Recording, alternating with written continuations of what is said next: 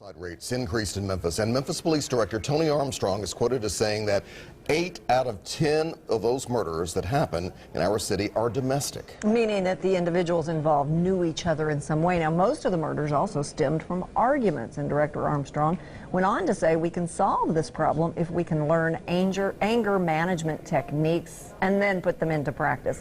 So we had to ask anger management expert Teresa Hall, how do we do this? Because it sounds like we as a body can control this homicide rate. We absolutely can. It really depends on where we are in that situation, who's present, what's been going on with us that entire day, what needs to take place. And so we really want to be alert and be mindful in that situation. But Teresa, can anger management really help those who may be involved in it? I mean, it's one thing to put it out there on the table, right, but to make sure those who actually need it and who are involved in domestic abuse actually get help. Right. You know, it's actually tough to implement those skills in the heat of the moment, and so it takes practice. It has to become a way of living, that we become assertive and we use assertion on a daily basis and not just expect for it to happen in the heat of the moment, in the midst of that argument. So give us some specific techniques, some takeaways. Let's say that you are at a family gathering and your brother-in-law is upset because whatever.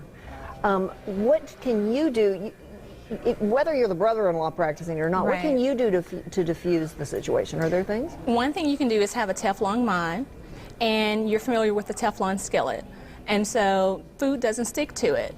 And so having a Teflon mind allows us to allow that water, that residue to wash right off, to rinse right off. So how do we develop that Teflon mind, that is? Right. We don't allow that issue to stick with us. You know, sometimes we hold it in. It sounds easier than it is, though. How do we do that?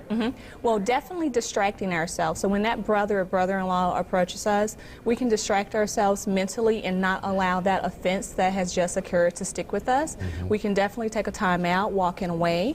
We can come back to the situation because we don't want to shelve it too long. If we shelve it too long, then we internalize it and it grows and it deepens. Okay, all right. And sometimes should you just leave the situation physically? Absolutely. Don't force yourself to communicate when it's really not a good time for you, because what will end up happening, you'll have remorse and you'll have regrets of what you've spoken or what you've done. And it could escalate. Right. Absolutely. On the other side, though, for those other family members, what should they do if there is one family member who is more assertive, more aggressive, or who is angrier? Right. Well, they definitely don't want to escalate the situation by adding what they feel about it. They might want to gently pull that person aside and say, hey, take it easy. Don't really, take in what that person is saying. Don't allow that to cause any anger. Don't allow that to frustrate you anymore. And what about in a case of like an ongoing feud? We've had a recent murder where allegedly it was a feud between teenagers that had been going on for a while, and it sounds like family members tried to step in.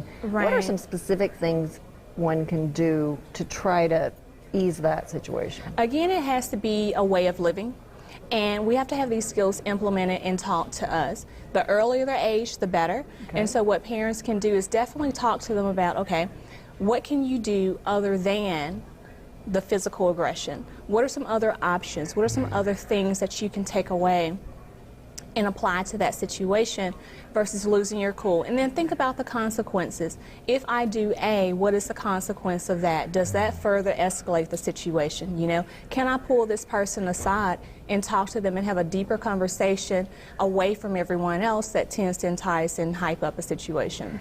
Is it especially important with young people to emphasize these are the consequences that could happen if you do A? Because what is it, the study shows for young men, the brain doesn't fully develop until about 25. Absolutely. And so teenagers have a tough time. The limbic system, the part of the brain that's responsible for our emotions, that develops at a much faster rate than the prefrontal cortex, which is basically determining our decision-making skills. And so, that overpowers that particular skill for us. But I have a couple teenagers now, and they actually called me and set up their own anger management appointments, which I was very proud of.